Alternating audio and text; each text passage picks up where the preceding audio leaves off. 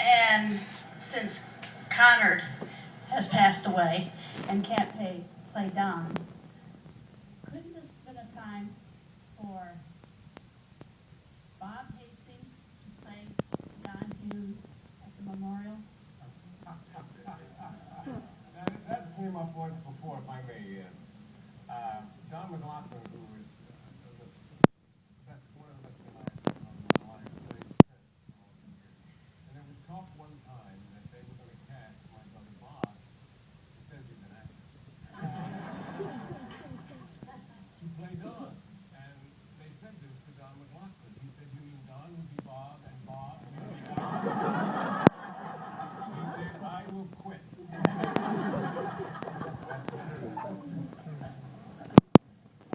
Have a question right here? Yes, I know, I'm remissing very much. Well, I have a question here, and then the gentleman in the blue shirt. This question is directed to Ms. Colombino. You've been a part of this legacy of this iconic show about the world turns, but I wanted to ask about your role as a footnote in local New York State history, since your character on Breaker High, Ashley Dupree, as we all know, was the lovely Cole girl who brought down the New York State governor. So I wanted to get your reaction to being a footnote in New York State political history.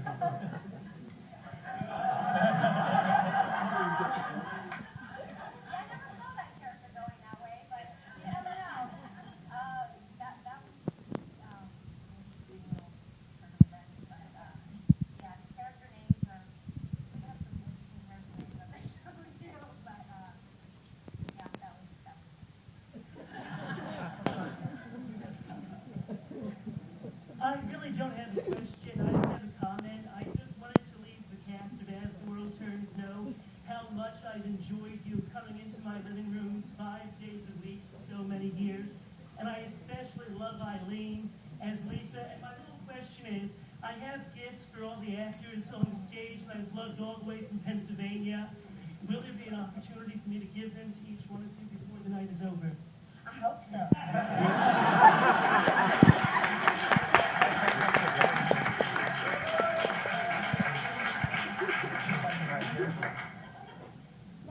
Hi, I'm a youngin', I guess. I've been watching the show for about 10 years, and I just wanted to say that a lot of teen characters have been brought on the show for me, I guess, for people my age to enjoy, but Barbara Ryan is the best character on the show. Every week Colleen is on, I absolutely love it, and my mom from Montreal wants to say that Trent and Colleen, she is obsessed with you guys right now.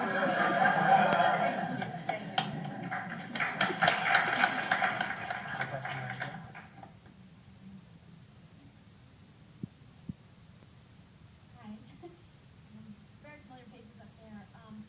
I had my heart broken in 1989 when Another World went off the air, and I came over to watch As the World Turns, to try to bring myself back to life. I find myself in a familiar position right now.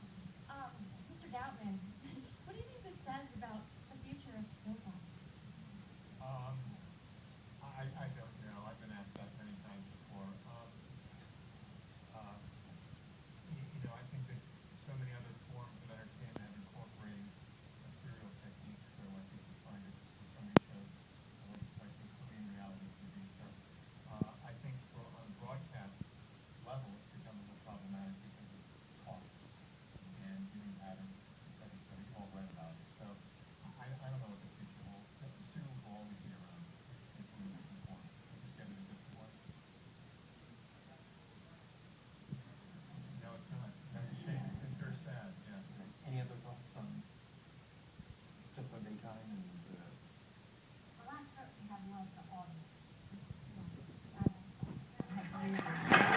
We love you too, Eileen. My name is Demetrius Alston. Started watching As the World Turned like '95 because I was checking all the soaps. So my mother was like a big fan of the show, so I started watching it. But my question is like, what is your funniest moments on doing the show? Like like people will mess up a line, some like the low C's turn to like embarrassing like lips or something like that. Some funny stories. Oh, that never happened.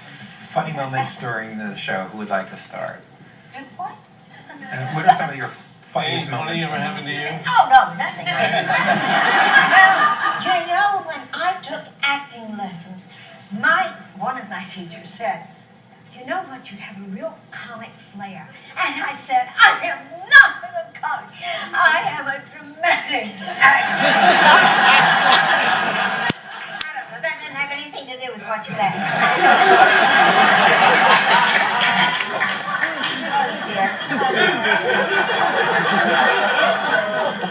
One of the best things that used to happen to the show when we were live, we did the show out of 15 Vanderbilt Avenue, which is in Grand Central Station. And there used to be a train. We were on the air from 1:30 to 2. And there used to be a train that would pull out underneath our studio a little before we went off the air. And in the Hughes kitchen, there was a hutch with dishes in it. And every once in a while, if he hit it too heavy down below, we'd hear... We'd all go, right on time. I think it was the shuttle. Was it? I'll tell you about it later. Okay. Any other funny moments? Funny?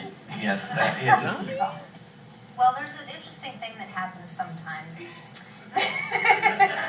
When you find something funny that no one else does, and you can't stop laughing. I suffer from that. What's it called? Corpsing, I think. If you It's look like on that, YouTube. it's like that feeling when like you're in class and you're getting in trouble and you know the last thing that you should do is laugh, but you can't stop laughing. And it's like, I kind of love that feeling because it's like a visceral reaction, even though everybody wants you to go, that there's nothing funny happening, you're annoying everybody else. And it's not funny the next day. It's not funny. Like, what was I laughing about? But at the time, They're screaming in the booth. Yeah. But you still can't. They're like, you're going to get fired. I'm like, I don't care. I can't stop laughing. I'm sorry. I mean, I do care, but... Well, my daddy was a Methodist preacher, and it was terrible to get the giggles in church. Oh, yeah. It's kind of the same exact especially at the funeral.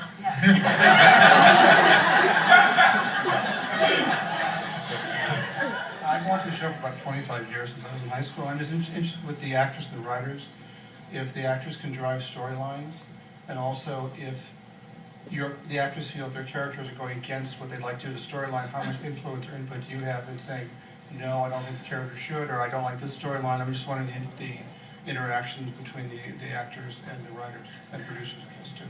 I've done a lot of that. I'm sorry. Yeah, I just met Jean tonight. No. Well, I think they'll have their own opinions, but from my point of view, a lot of what Jean comes up with and what we talk about come from my interactions and knowing these people intimately. I can just, the better I know them individually, I think the better we can tailor stories to their strengths and to challenge them and to push them. Again, a lot comes from whatever, as Trent said, if you have 3 leading ladies missing, now what do you do? And that creates a vacuum where you have to create a story. There's so many elements, and you can speak much more eloquently than I can, about creating, that go into creating a story. I've had many actors come up to me and go like, my character wouldn't do this. And that becomes a discussion. And hopefully, by the end of a very short time, we come to a compromise. But I think that everyone has a moment where they just go like, it just wasn't right, So, and hopefully that moment didn't become a string of moments, didn't last too long, and we got back on track. I would like to say at this point, I thank you both so much for giving me my 50th anniversary show.